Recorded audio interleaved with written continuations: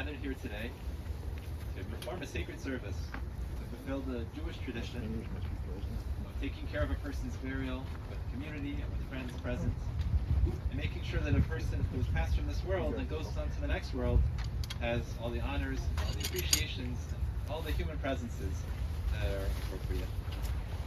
Today is a difficult day, a day to say goodbye to a very special person. A person who in her 92 years, and despite her difficult experiences in life, has given us a lot of life, a lot of light, and a lot of strength. She was an amazing mother, amazing wife, grandmother, and great-grandmother. A dear friend, dear neighbor, and someone who made a very big difference in her community and to all the people whom she met. She taught us how to be strong, how to do the right things, how to do what you believe in, and also how to look cool at the same time. To wear the right earrings and the right lipstick while you're being strong. So we'll start with a selection from the Psalms. I'll read the familiar Psalm 23. Move your chip the other way. Mizmor LeDavid, Adonai roi lo yisar, Vina yisdesha v'yarbitzeni, al menuchos yinach aleini. Nafshi yeshovev yalcheni v'magli tzedek v'man shemo. Gam ki elach begit somavis, lo yira ra ki ata imati. Shiftacha v'mishantacha tima yenachachani.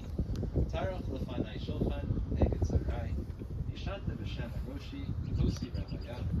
Tov v'chesed yerdefuni, kol yemei chayai, v'shavti v'beis ha'adinoi, la'orech yamim. A Psalm of David. God is my shepherd, I shall not lack. In lush meadows he leads me down, beside tranquil waters he leads me. He restores my soul. He leads me on paths for justice of his name's sake. If I walk in the valley overshadowed by death, I will fear no evil, for you are with me. Your rod and your staff, they comfort me. You prepare a table before me, the view of my torments. You anointed my head with oil, my cup overflows. May only goodness and kindness pursue me all the days of my life, and I should dwell in the house of the Lord for many long days. It's also our tradition to read what is known as the Eishes Chayil, the woman of valor. Some people will read this at the Friday night table to give thanks to the woman of the house for who she is and all her special efforts to get the house ready for the Shabbos. But it's also part of our literature, our liturgy, and we read it in the book of Proverbs. Eishes Chayil meyimsa l'rachach mipnei mechra batach balev bala le'eshela le'yakzar gemalsu tov v'lo kol yemei chayecha dar she'tzemer ufishtim v'tas bechapetz kapecha haisa kiniyoi socher v'merchak tavi lachma v'takam be'od laila v'titeref levesa v'chok narosecha zamema sadeh v'tikachechu v'pri kapecha natu karem hagra bo'oz masnecha v'tametz zoasecha Tama ki tov sachra, la yichbe b'layla neira. Yadecha shilcha v'kishor, v'kapecha tamchu falet. Kappa parsa liyani, ve'yadecha shilcha le'evyo. L'sira mesa l'shaleg, ki kol besa l'vus shanim. Marvadim asisala, shish v'argaman l'vusha, lo de b'sharim bala, v'shifta im ziknei aretz. Sadin asisa v'timkor, v'chagar nasnit kanani. Oz v'hadar l'vusha, v'tischok l'yam achara. Picha pascha v'hachma, v'saras chesed al l'shayna. Sophia halicha ispesa, v'lecha matzlus lusucha. Kamu v'necha v'yeshura, ba'ala v'yehala. Rabos vanos asochayo, v'yatalis al kulana. Sheker achein v'hevel hayofi, isha yirasa adinoi, itesalo. Tenula v'pri yadecha, v'halucha v'sharim ma'secha. An accomplished woman who can find, far beyond pearls is her value. Her husband's heart relies on her, and he shall lack no fortune. She repays his good, but never his harm, all the days of her life. She seeks out wool and linen, and her hands work willingly. She envisages a field and buys it. From the fruit of her handiwork, she plants a vineyard. With strength she girds her loins and invigorates her arms. She spreads out her palm to the poor, and extends her hands to the destitute. She makes a cloak to sell, and delivers a belt to the peddler. Strength and majesty are her raiment. She joyfully awaits the last day. She opens her mouth with wisdom, and a lesson of kindness is on her tongue. She anticipates the ways of her household, and partakes not of the bread of laziness. Her children arise and praise her, her husband lauds her. Many daughters have amassed achievement, but you have surpassed them all. False is grace and vain is beauty. A God-fearing woman, she should be praised. Give her the fruits of her hands, and let her be praised in the gates by her very good deeds.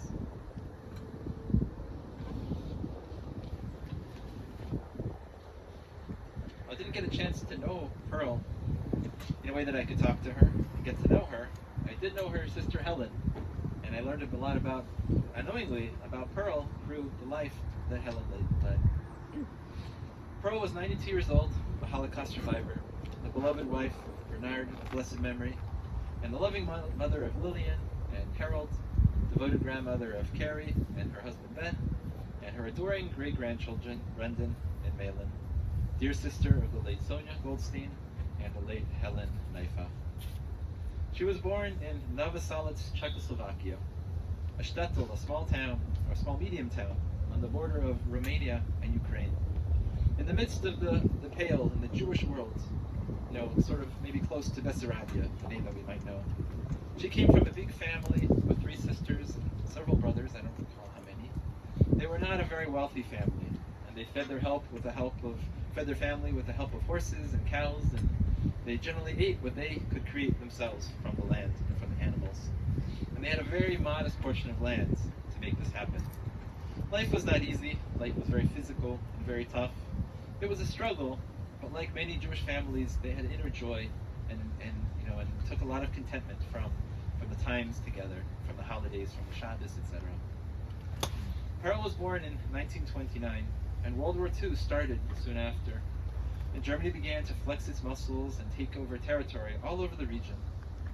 And soon after the Anschluss, the taking of Austria into Germany, the parts of Czechoslovakia where she lived were soon annexed, beginning in about 1938, when she was just 9 years old. Not long after the annexing, when she was a little kid, she saw the Jews of the region being sent away to concentration camps to be killed, including her entire family. Most of her family, excuse me. While most of the family was sent away to Auschwitz, there was exception of her sister, who joined the partisans. Her both parents were killed, as well as her brothers. But however, miraculously, Pearl, and her sisters Sonia and Helen, they survived and were able to have a second chance at life in a quite amazing, miraculous way. They were freed and they were sent to displaced persons camp, and able to start a new life from there towards coming to America. Carrie shared with me the idea of there were pictures. There are pictures of Pearl, pictures of her before she came to America, and pictures of her coming to America. Her picture, in the old days, she had a babushka. She looked like any lady in the shtetl, working hard with her hands and getting things ready. And then the next picture was a picture of her in America. She had the latest American styles. She had the special waist and the special curls and the high heels. She looks like she was a star on television, and she had made this miraculous transformation into her new land that she was very fond of, that she loved very much. Somehow she was able to put a lot of the pain behind her and to move on to this new life. And the family shared with me a little bit of a humorous incident, that one day all the female generations were at a restaurant eating together. They had just finished eating, and when you are eating and you have lipstick, you got to reapply the lipstick. And it just so happened that every single generational member, from Pearl to her daughter to her granddaughter, they all took out the lipstick at the same time. And so it's kind of a small story, but it just shows that there's just something in this family. You've got to look good, and the fine details really matter. The fine details are really important. For her, the fine details mattered a lot, but also the big details, what was most important in life. She was a person where every little thing that wasn't right, she noticed. There were stories about her if there was a crumb on the floor. Even if she had a walker and bending was not exactly easy, she would find a way to get that crumb so that it wouldn't ruin the perfect setting that she had in her mind. She was very unapologetic about her fire and her personality. She very much believed in what she wanted and what was important, and this fire was what kept her strong, and this fire that she had brought all of the sisters together as one strong family. A lot of this energy she applied to her Jewish life and to the Jewish holidays. Every time it was a Jewish holiday, the whole entire menu, an extensive menu, came out of her kitchen. It was sponge cake and latkes. It was gefilte fish that she made with her bare hands. The kitchen sink was filled with carp, was filled with meats. It was always filled with something that she was going to turn into something very special with her own efforts. And even though her dress was American, she was not squeamish to enjoy her tongue sandwiches, the borscht that she drank, and all the traditional Jewish favorites that weren't exactly popular with the American crowd, especially the cholent that she and her family enjoyed very much. She was always very good at whatever she did, whether it was cooking or taking care of the garden. She had a green thumb in the garden and a good thumb in the kitchen.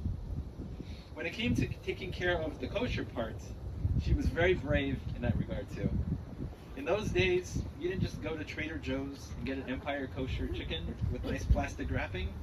You had to venture to Coventry Road, and you had to walk into the poultry store run by Rebbe Yundef, who was actually my neighbor, and you would have to see all the feathers flying, and it didn't exactly smell like Trader Joe's. But she would go in there with her earrings and her nice dress, come out with a chicken like it was no big deal whatsoever. And her family used to joke that while she was in the kitchen doing all these sort of difficult, dirty tasks, she had her earrings on and her heels, and so it was the blend of the two worlds, the American wardrobe and the Jewish undertakings to keep kosher in the traditional way. One of the remarkable, things, about her was the fact that, her and her husband were not afraid to go to different parts of Ohio. Some survivors, they go where they feel safest, they stick to their community. But whether it was initially on Mayfield, whether it was Mayfield or the Lee neighborhood, they had a store in many places. A store called Bernard's originally, a tailor shop, a dry cleaner, a few different things. But they made a brave move when they decided that they would move a business to Brecksville. And I don't know, I haven't been to Brecksville, but I don't think there's too many Jewish people there. And certainly Jewish people with accents and with a European background, people who were survivors, who walked out of the inferno of the Shoah to come to Brecksville. And it would be very good if they just survived there, if they were just, able to run their business and able to make some money to support their family. But they did far more. From what I understand was that they were literally given the key to the city. They had a connection with the mayor, they had a connection with all the politicians. All the people of that community, were their customers. But they put these people in such high regard. They really put them on a pedestal. And it seems like it went both ways too, because Bernard and Pearl, they looked at themselves and said, well, you know what? We're the only survivors, we may be the only Jews these people know. And we have to make a good impression. We have to teach these people. We have to show them what we have been through, bring to them our experience. And that's what they did in the most amazing way. They really showed them what a Holocaust survivor can be, how strong you can be despite going through all the awful things that you had been through. But the thing the family and I were talking about was that they had a unique quality. Because on one hand, they were very proud survivors, and they definitely shared, their importance, and they distinguished themselves in their Judaism and in their heritage. But they also knew and enjoyed being with everybody else. They also liked to be part of the community and to be just another American, a regular Joe, so to speak. And they excelled at that. They used to throw parties for all the holidays, and they used to enjoy having, occasions where all the different people came to their shop and they celebrated not just the Jewish holidays, but their own holidays as well. The two of them had a special service to the Jewish community. I know in particular, Taylor Road Synagogue, the president is here, and they had a big role in the synagogue in keeping strong. And in particular, whenever it was an occasion like Shavuot and the Yom Tovim, where you wanted to beautify the bima, where you wanted to make it look special, they picked the flower arrangements. They brought things into the synagogue to make it look special and to make it good. But I think one of the most lasting commitments to the community was what's called Kol Israel. I think today a lot of the survivors are a little older, so we don't know so much about Kol Israel in this generation. But it was a critical organization. It brought all the survivors together for activities, for fun, and also helped them to settle into this new country. And they were the ones who basically founded it. Bernard and Pearl. They founded this organization, which would help other survivors to raise money to help each other. They were even so successful at raising money, they were able to send to Israel an ambulance. And they really, really showed that the Holocaust community can be strong and be connected and can be involved. But I think one of the most special things about Pearl isn't just her involvement with the community, but it's what she did for the next generations, what she did for the future. And so from speaking to Carrie and telling me all the stories, is that there is such a beautiful connection between your children, and her.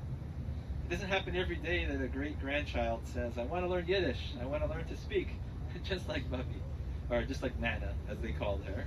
And so your son, at some point was busy learning Yiddish just because that was his, grandma's language. And we recently had a bar mitzvah in the family, and she wanted to make sure that she had a role in that, and so she purchased a talit, the talis, well in advance to make sure that she would have a connection to this important celebration in the family, the bar mitzvah, which was so important to her. Was it bar mitzvah or bar mitzvah? Yeah, bar mitzvah.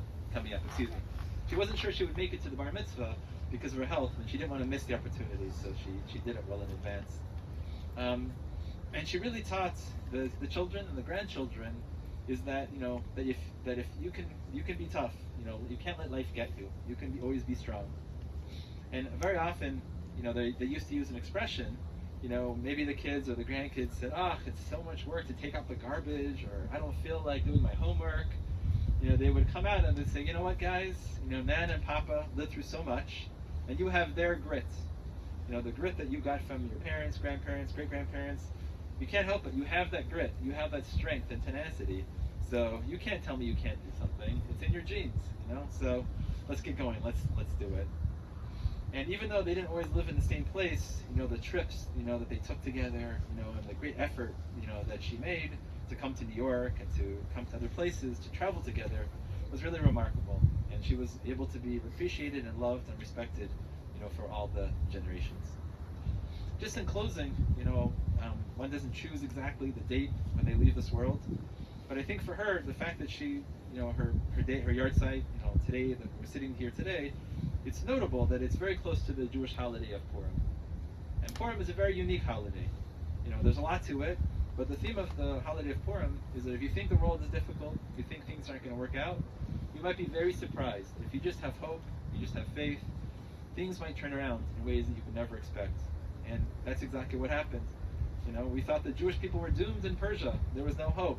But somehow the king wanted to marry Esther. And Esther was able to have his ear, and Esther was able to save her whole people by virtue. So all the bad things turn into good things. You just have to be strong and just have to keep your focus. And that's exactly what she lived for. She lived through a lot of hard things, but she kept her focus on doing good, building the world, and not letting the past get you, just to be focused on the future. So I know she leaves behind a very loving daughter and granddaughter and grandson-in-law and great-grandchildren, and all of you should continue to have lots of nachas and lots of joy from her. And I know she's leaving this world with a feeling that she really gave over to you who she was. And you guys, as we mentioned, you've inherited her grit, and you've inherited her specialness and her strength. And this whole family, by extension, so God should only bless her and look upon her with goodness, and we all pray together that her memory should be for a blessing.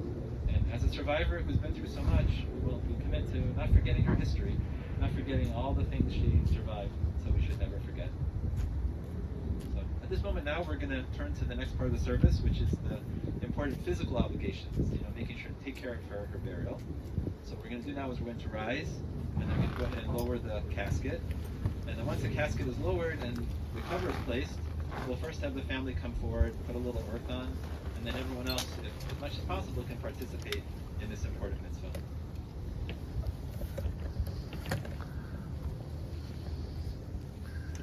If you guys want to walk a little bit more closer.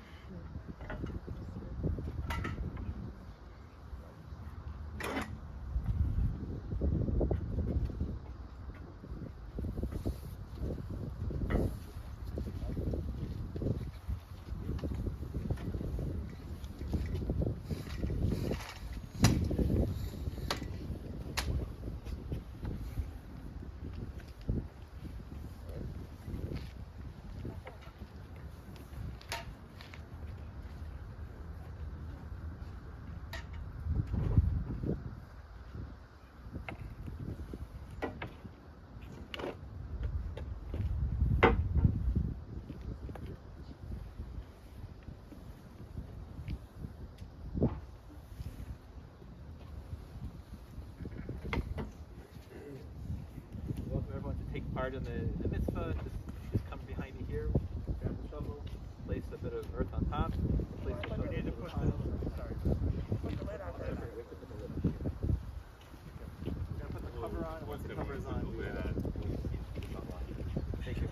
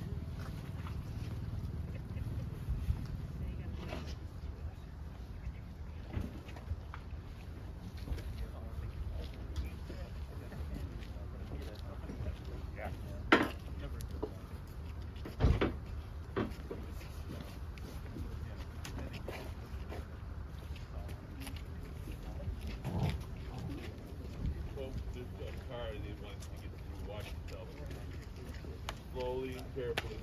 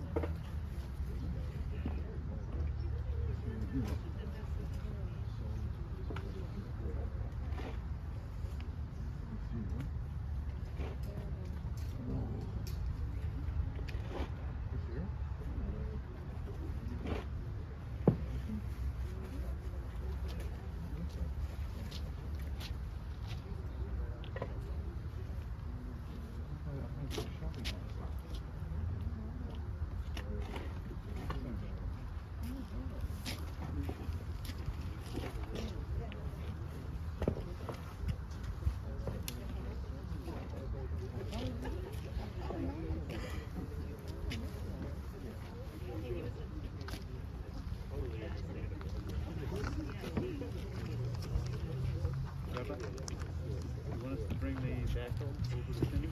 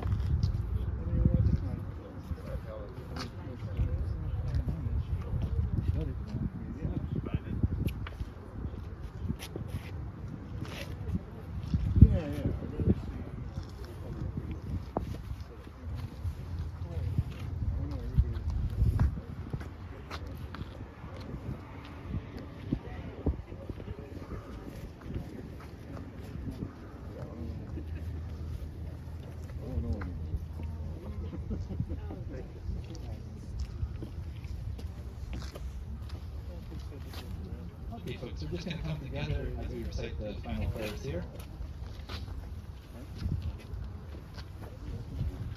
What we're going to do is we're going to say the memorial prayer, and then after that we're going to say the Kaddish. And one of our traditions is that before a person leaves the cemetery, before the mourners leave the cemetery, we make what's called a row of consolation, which means that the folks who are not the mourners, they basically make two rows facing each other, and the mourners walk in between those two rows on their way out of the funeral, and that allows us to give them condolences, consolation, and they don't have to stay, and they can go just to their next destination.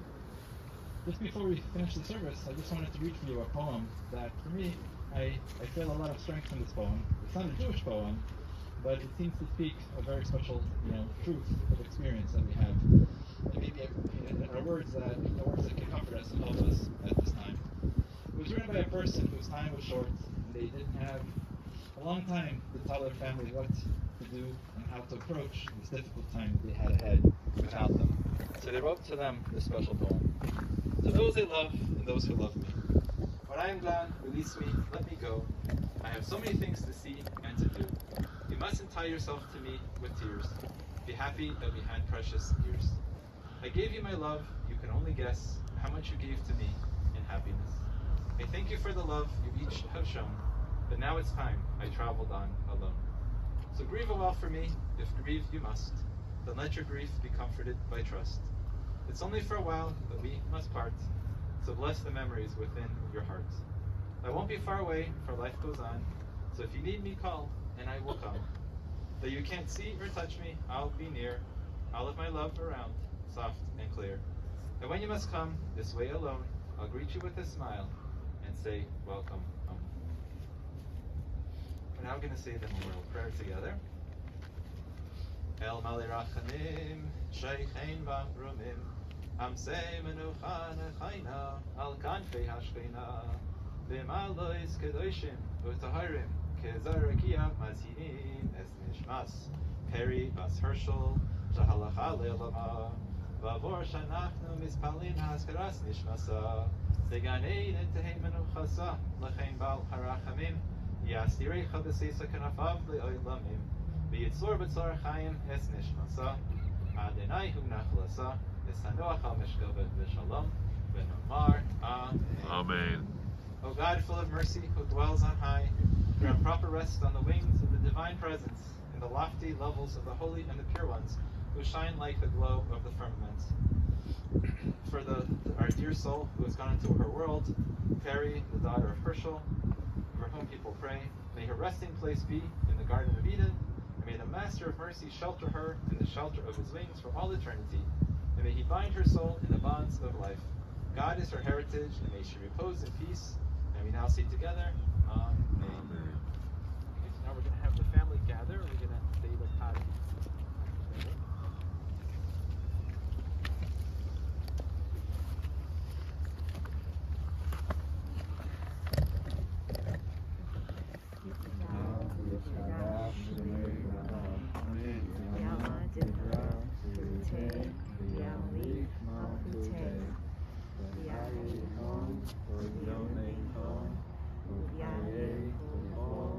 Israel, Ba'ala, V'Bizman Kariv, V'Yemru, Amen.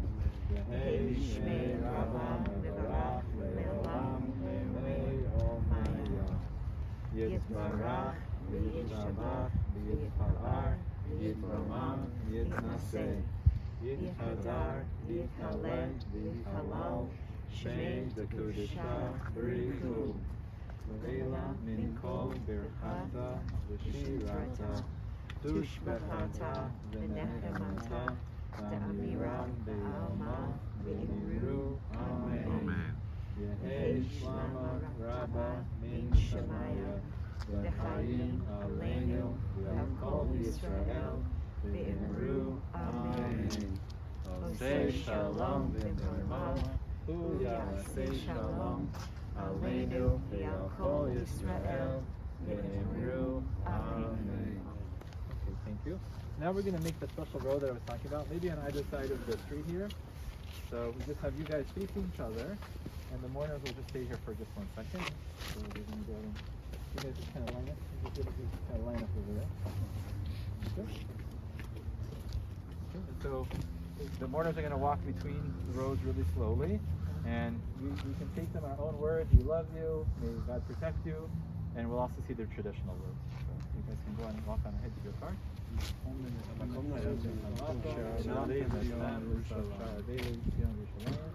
the omnipresent comfort you among all the mourners of Zion and Jerusalem. Amen.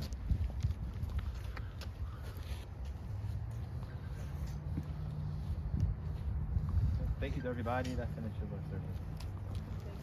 Thank you.